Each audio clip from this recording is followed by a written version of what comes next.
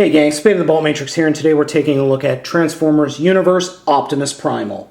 He is monkey, not truck. Well, ape, not truck, anyway. In his gorilla form, well, he got a little bit of a repaint. You see some red, you see some brown, you see some green, and there's silver at the top. A weird repaint. I'm not exactly sure why they chose these colors. Don't get me wrong, I do like this beast mode, but I think the original colors were much better, the actual gorilla colors. These colors aren't bad, but I don't get why they chose these colors. Primal has a very dumb gimmick in beast mode where as long as you've got this tab pointed up, you can move the tab up and down, and he can do a chest pound. Doesn't always work, though, as you can see here. The transformation into robot mode is pretty easy. We'll fold the legs down, fold up, flip out, or flip up the gorilla feet, fold down the robot feet, and twist the lower half. Fold down the arms, take the gorilla face and rip its face off, then spin around the gorilla face to form a chest. And fold up the shoulder pads. And there we go.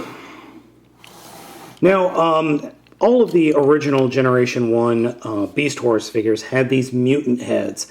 And this is Prime's mutant head. It's more of a bat mutant head than anything else. I'm Batman. So, to fix that, all we do is turn it around.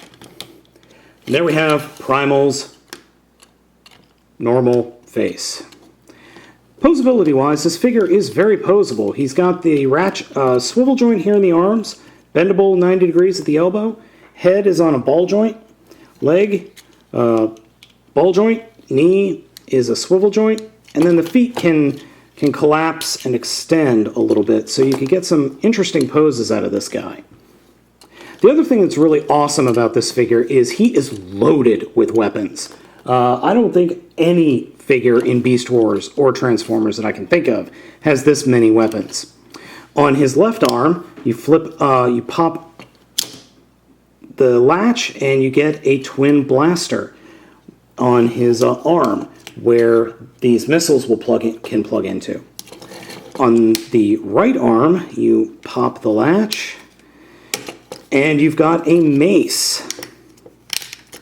Unfortunately, the mace was never seen in the show. I would have liked to have seen him use this mace. Now, you are noticing that he does have some top heaviness to him. That's normally why I don't fold up the gorilla feet. I normally leave the gorilla feet deployed. That way I can just play with them a little bit to give him some more stability. And as you can see, the mace is on a little cable, or not a cable, a string here. So he does have a mace and gun, or blaster, which is very, very cool. The other weaponry gimmick that this figure has is located in the back. There is a button back here that, when you push it, will deploy blasters and will actually fire them if you're not careful. So that was definitely in the show. Also stored in the back are these swords, and the swords fit comfortably into the figure's hands. I only remember the figure, or the Optimus Primal, using these swords once in the show. And again, we've got that weird gimmick that is usable here. Usable in the loosest sense of the word.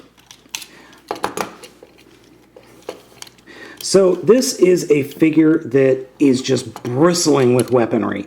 The blaster in the arm, the mace, that multiple handheld weapons, multiple blaster weapons, just so cool. Little weird in the coloring of the figure, but just an awesome, awesome figure. Much better than the Ultra Class Beast Wars Megatron figure. This is the Ultra Class Primal figure. This one is a top recommendation. You need to have this guy in your collection, whether it's this one or the original or one of the Japanese ones. This figure is great. With all the weapons and all the gimmicks in the figure, they actually all work except for the chest pounding thing, which I think I'm actually going to take the figure apart and remove it, but that's just me. Otherwise, this guy's great. It absolutely needs to be in your collection, and it just looks so cool on the shelf, especially when you've got him in a cool pose with all of his weapons. It just totally works.